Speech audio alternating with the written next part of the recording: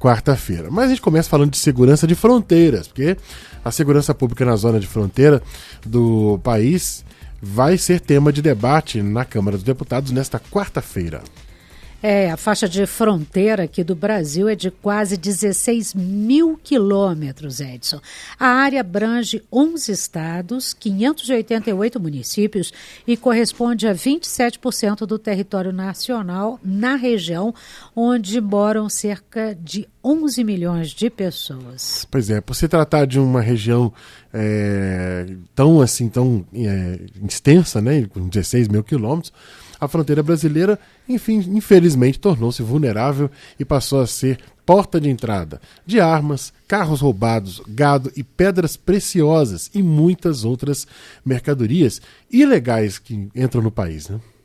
Exatamente. É verdade, e é preocupado exatamente com esse aumento da criminalidade na região que o deputado doutor Leonardo, do Solidariedade do Mato Grosso, ele propôs essa audiência pública marcada para hoje para debater o tema. Exatamente, o deputado doutor Leonardo está na ponta da linha com a gente para conversar sobre esse assunto. Deputado, muito bom dia, prazer em tê-lo aqui no painel.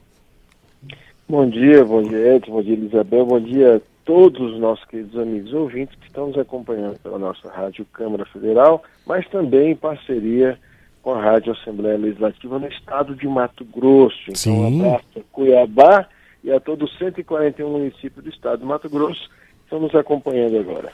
Rádio Câmara Cuiabá, nossa emissora da rede legislativa de rádio, lá com a Assembleia Legislativa, essa parceria que a gente tem com a Assembleia Legislativa de Mato Grosso. Deputado, o Brasil, né, a gente acabou de descrever um cenário aqui que é muito complexo, né? São uma área de residência de 11 milhões de brasileiros, 16 mil quilômetros de fronteira seca que o país tem. Quer dizer, é uma situação complicada para poder vigiar isso tudo e impedir que a gente tenha esse volume de contrabando, de uma série de coisas, de ilegalidades que acabam entrando pela fronteira do país. Com a realização dessa audiência pública de hoje, qual que é a ideia que o senhor tem de chamar especialistas para debater o tema e propor soluções? É essa a ideia? Essa ideia. Vocês retrataram bem a situação da fronteira brasileira. Nós fazemos aí a fronteira com 10 países da América do Sul, mais de 16 mil quilômetros de divisas terrestres. E lembrando que faixa de fronteira é a linha de 150 quilômetros da fronteira para dentro do território. Então, isso equivale a uma faixa de fronteira que é a partir da divisa. Então, realmente, são 570 municípios, 27% do território nacional, e a gente tem que ver um dado interessante, que são mais de 16 mil quilômetros, esse levantamento do Ministério das Relações Exteriores e Comissão de Demarcação de Limites de Terra brasileira. Então, a gente tem áreas secas, desses 16.886 quilômetros, são 7.300 e poucos quilômetros de área seca e 9.000 e poucos quilômetros de lagos, canais, mas nós temos algo interessante também. Nós temos uma fronteira marítima, nós não podemos esquecer, porque o território brasileiro... Mais de 8 mil quilômetros, né? Exatamente, são mais de 27 mil quilômetros, e se a gente colocasse toda essa área em uma linha reta, era a mesma distância do Brasil, saindo aqui de Brasília, alcançando Pequim, na China. Então, assim, é uma área muito grande, que tem suas peculiaridades em relação a cada país que ele faz fronteira, a cada situação, e precisa de um debate, porque infelizmente nós sabemos que, apesar de que a fronteira deixou de ser uma área de problema, e passa também a ter uma perspectiva de uma área de possibilidade de desenvolvimento econômico, as relações comerciais com outros países, não só. Mas hoje, infelizmente, a rota que a gente mais lembra é a rota do tráfico internacional de drogas, de armas, de carros, de pessoas, de contrabando, lavagem de dinheiro ou outras formas de descaminhos. Então é nesse contexto que nós precisamos unir as forças, discutir com especialistas na área para tentarmos combater a criminalidade. E como é que se combate a criminalidade numa área tão extensa quanto essa? É isso que eu ia perguntar, como é que faz numa área tão grande? Tem jeito, deputado doutor Leonardo? Tem, Isabel, porque assim, se nós formos colocar um homem ou uma mulher da segurança pública a cada 100 metros ou cada quilômetro, impossível, porque a gente viu o tamanho dessa área não é só seca, quanto também a marítima, né? E áreas alagadas. Mas nós vamos vencer essa batalha através de inteligência, de investimento em um sistema de inteligência. E o Brasil vem implantando um projeto piloto que está no Mato Grosso do Sul, que é o projeto CISFRON, um projeto que integra a inteligência na fronteira, não só para as Forças Armadas brasileiras, através do Exército, mas também para outros órgãos de segurança de interesse do Estado. É importante haver investimento em tecnologia. Vamos fazer, e aqui o Brasil ainda anda timidamente nesse sentido, porque já tem algum tempo que se fala do projeto CISFRON, existe uma programação para ele acontecer, mas há os contingenciamentos de recursos. Mas vamos fazer uma conta aqui muito clara, que nós falamos aqui que o Brasil também perde minérios. Tem países que fazem divisa conosco que não é produtores de ouro e diamante, mas coincidentemente, vamos dizer assim, apresentam grande produção no seu território desses produtos que na realidade são brasileiros. A biopirataria e outras situações que acontecem. Nós perdemos, um estudo nos aponta que nós estamos perdendo com o custo desses caminhos, digamos assim, por volta de 120 bilhões de reais anualmente, entre tráfico de drogas, contrabando, enfim, tudo isso que nós falamos aqui de roubo, né? Dava para resolver o problema da Previdência, hein, deputado? Exatamente. Só o que nós perdemos... Porque 120 bilhões por ano dá 1 trilhão e 200 bilhões em 10 anos. Em 10 anos, exatamente. O projeto aí... Edson, a conta perfeita que você fez, é isso mesmo. E parece assustador. Nós vamos repetir para que nossos ouvintes, para que eles tenham certeza do que a gente está falando, é isso mesmo, minha gente. 120 bilhões por ano, que é o que daria para resolver o déficit da Previdência do Brasil. É a mesma conta. Perfeito. Só que, se nós investíssemos 10%, a previsão de 12 bilhões neste projeto, nós estaríamos tampando essas áreas cegas de comunicação do Brasil, colocando equipamentos de alta tecnologia, de radar, de visor. Satélite. Exatamente. E daí nós estaríamos presentes com veículos não tripuláveis, enfim, diversos outros equipamentos. Nós vamos investir blindados no Brasil, que é o Projeto Guarani, melhoria dos equipamentos dos nossos soldados brasileiros, que nós estaremos presentes realmente mais efetivamente em relação à segurança pública. Aí sim, nós daremos uma resposta a toda essa criminalidade. Historicamente, deputado, como é que o senhor avalia as políticas adotadas pelos governos brasileiros, e eu não digo um especificamente, mas em termos históricos, para a questão da segurança de fronteira? Quais ações o senhor acha que já funcionaram, já deram certo, e quais que o senhor acha que não funcionaram e que os governos deveriam repensar aí, até para que a política de fronteira seja uma política de Estado e não de governo, né? Porque se não for perene, se não for de longa duração, não funciona. Exatamente. Por conta, nós tivemos várias expansões para regiões de fronteira como algo de segurança nacional. Em Getúlio Vargas, na década de 30, Juscelino Kubitschek, a própria Brasília existiu para ocupar o vazio do Centro-Oeste. O tempo foi as marchas para o Oeste, porque nossas fronteiras estão ao oeste do Brasil.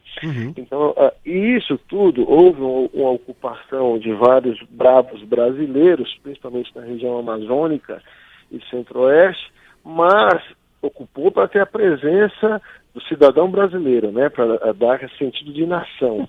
Mas faltou uma política pública que nós fosse mais efetiva em relação a essa enorme fronteira e até as relações internacionais com países vizinhos, porque tem fragilidade nessas relações, precisamos melhorar. Questões de muito carro roubado que entra para a Bolívia e circulam lá, trocam com placas bolivianas com a maior facilidade do mundo, por exemplo. Ou outras questões de contrabando na fronteira do Paraguai, muito escancarada, muito fácil e muito perceptível. Então nós temos a colaboração internacional de ambos países para este controle. E também quando nós temos um movimento da rota do narcotráfico, da cocaína, principalmente, entrando em maconha e outras drogas. Então a gente, quando não tem uma política pública efetiva do Estado, o que vai acontecer? Vai haver uma fragilidade econômica naquela região, porque a gente tem que pensar na criminalidade não só na repressão, mas também no desenvolvimento socioeconômico. Sim. Porque realmente as regiões de fronteira, elas não têm essa política pública social intensa E aí, geralmente, as cidades do Brasil que são de fronteira são longe da capital, o acesso à educação, à saúde, ou aos direitos precário, né? Exatamente. E o que acontece? Quando você não tem uma organização política, uma política forte de geração de emprego, enfim, desenvolvimento social, cultura, educação, outras organizações vão se reunindo, claro, a criminosa, e vão cooptando essa população que está em vulnerabilidade econômica e atraindo ela para o crime, para a criminalidade, oferecendo uma vantagem naquele início que é maior do que o Estado. Porque ele se sente abandonado e achou ali um grupo para recebê-lo, criminoso. Então essa cooptação é muito fácil. Então quando não há política pública, realmente de Estado, efetivo para o desenvolvimento socioeconômico, principalmente, nós vamos estar perdendo sempre para o crime organizado. Pois é, deputado. O senhor tocou num ponto aí muito importante, né? O crescimento das facções criminosas, justamente pela fragilidade da segurança nas fronteiras, né? Investigações já mostram como a maior facção do país, ela se aliou inclusive a traficantes de outros países. O que está acontecendo? O Estado brasileiro tem sido omisso no controle, nessa fiscalização?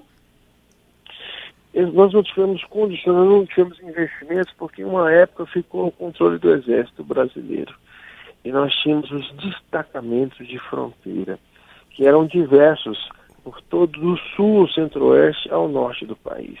Mas mesmo assim, com essa presença, não era capaz de abranger todo o território nacional, porque é extenso, principalmente na região amazônica, onde tem uma tríplice fronteira muito, muito forte em relação ao crime organizado, e é uma das onde eles entraram, e também com a desorganização, a retirada do governo da Colômbia, também de uma estrutura criminosa que lá existia, eles foram se difundindo por outros países sul-americanos, e como foi observando essa falta dessa política de segurança pública no investimento socioeconômico, nas relações frouxas que temos em relações a alguns países, as organizações criminosas brasileiras grandes começaram a fazer esse intercâmbio com essas outras facções pelos países vizinhos e foram se organizando para a entrada, principalmente de droga no nosso país. E lógico que isso vem em outras coisas, vem armamentos, vem lavagem de dinheiro, porque eles precisam fazer esse movimento de lavagem, propiciam e facilitam esse movimento. Então tudo isso é um ciclo vicioso que vai se desenvolvendo. O contrabando, porque às vezes a pessoa, e até cultural, é interessante a gente falar isso, se você nessas regiões, principalmente o Paraguai, tem muito contrabando de cigarro, por exemplo, né? Quando você fala para aquela pessoa que faz o contrabando de cigarro, ele acha que não é crime. Se fosse para pedir para contrabando, mas eu não estou contrabandeando droga, né, cocaína. Exatamente. Né? Culturalmente, ele acha até que ele não está fazendo um ilícito. Está. É que nem um descaminho, né, deputado? Que a gente encontra por aí. Não, isso não é crime, eu só estou trazendo um reloginho aqui. Exatamente. E através disso você abre uma porta imensa, porque às vezes com aquele dinheiro que ele está levando para a compra é de uma lavagem de dinheiro, de corrupção, por exemplo. Um agente de corrupção, político ou não importa. Mas é um ambiente que se abre armamento para a entrada, para o abastecimento dessas facções que vão ser utilizadas em crimes ou em ações. Ou seja, você aparentemente parece que aquela ação dele não é o crime, o descaminho, né, o contrabando, mas ele vai propiciar numa escala depois até mortes, porque aquele armamento, porque aquela organização vai cometer mortes, atrocidades. Então ele precisa enxergar que ele está dentro de um ciclo que aparentemente inocente para ele, abastece uma organização criminosa que é cruel, que vai trazer droga, que pessoas vão se viciar, vão morrer, vai ter ações, vão morrer pessoas, vai trocar tiro com polícia. É um crime que ele é, na verdade, a raiz de muitos outros, né, deputado doutor Renato? O tráfico de entorpecente, estava até debatendo isso ontem com outro parlamentar, acho que o deputado Carlos Jordi, que é uma questão, né? O tráfico de entorpecentes ele é a porta de entrada para vários outros crimes e causa de vários outros crimes, né? De assalto, de que pessoa que vicia e assalta para conseguir droga, de homicídio, de a gente ver aí de contrabando, de descaminho, de uma série de outras coisas que começam com o tráfico de entorpecentes, que é uma raiz problemática que o Brasil tem que vencer. E na política de fronteira porque é um ponto, né? A gente sabe que a Bolívia, infelizmente, é um país que tem, na Colômbia, Bolívia, são países que têm ainda, né, uma ligação muito forte com o tráfico de entorpecentes, né? Dentro desse país tem organizações ali e que acabam entrando em parceria com organizações brasileiras para fomentar esse tipo de crime no país. Então, acho que a colocação que o senhor faz aí, tanto da questão da política de fronteira como segurança, mas como também questão social que o senhor coloca, de apoio a essas populações de fronteira, de educação, de saúde, de saneamento, isso tudo é fundamental, né? É uma via de duas mãos, né, deputado? Exatamente, é uma via de duas mãos. Porque se você faz esse investimento, porque a gente tem que ser realmente, essa percepção da fronteira como um espaço de oportunidades, em contraposição da visão do espaço-problema, e isso vai poder fazer com que a gente possa começar a vencer toda essa estrutura do narcotráfico, toda essa organização criminosa que se juntou forte nesses dois países vizinhos. Mas tem um detalhe, Edson, Isabel, pouca gente sabe, existem piratas dentro do Brasil. Nos rios da Amazônia existem ação de piratas, que você, conversando com... Eu sou médico de profissão, colegas que estão atuando como médicos na região da Amazônia, algumas áreas que você vai de barco, você não pode, depois das 5 horas da tarde, por exemplo, pegar um barco e andar, porque pode ter ações dos piratas ali para roubar, para saquear, para matar. E existem rios que as pessoas pela fronteira andam um dia inteiro e você não vê uma viva alma. E esses espaços estão ocupados por crimes organizados, por grandes facções, por piratas dentro de águas brasileiras. Sim. E também por piratas, isso pouca gente fala, eu não vejo quase ninguém falando, e nós estamos trazendo esse tema para debater, nas nossas divisões marítimas. Existem piratas atacando no portos, existe tráfico de drogas pelo mar, entrando pelo Rio de Janeiro, por algumas enseadas, é algo que está sendo feito, mas assim, nós não vemos essa discussão. E é isso que nós queremos trazer para a nossa querida Câmara Federal, essa discussão ampla, começar um debate com especialistas, chamar a atenção para alguns pontos que não estão sendo discutidos no Brasil e sensibilizarmos principalmente o investimento. Perfeito. Investimento em programas como o CISFRON, investimento em outras ações, principalmente mostrar que a gente tem que ter o eixo, sim, o eixo de defesa nacional, o eixo de segurança pública e inteligência, como estava falando para a Isabel, é importantíssimo a inteligência, investimento em inteligência para a defesa nacional, que é assim que nós vamos estar ocupando a fronteira, mas sabemos que também tem um eixo socioeconômico importante, que se nós não juntarmos essas duas dimensões, nós não vamos conseguir ter êxito, ou vai continuar a gente está, ou pior, vai piorar a situação dessa porta de drogas ou de armas, enfim, de qualquer ilícito nesse país. Agora, deputado, temos participação, né? O nosso ouvinte, Rodrigo Almada, que está acompanhando a nossa entrevista pelo YouTube, está falando aqui para o senhor não esquecer também que existe aí um tráfico muito grande de pessoas, né? Que é um problema sério que também deve ser combatido. Ele está alertando o senhor para não esquecer disso. Nós falamos no início também de tráfico de pessoas, de pirataria, animais, vegetais, minérios, pessoas, ou seja, olha a dimensão que é discutir. Eu agradeço o nosso ouvinte, obrigado por nos acompanhar na rede social, parabéns por estar ouvindo a Rádio Rodrigo Almada, o nome dele. Rodrigo, um abraço, querido. Então é importante, a participação social é muito importante, que nos alerta e a gente lembrar que são diversos temas e perceba o tamanho da complexidade que é discutir esse tema. Então é importante esta audiência pública, essa e mais outras. Nós precisamos fazer rodadas de discussão também nos estados.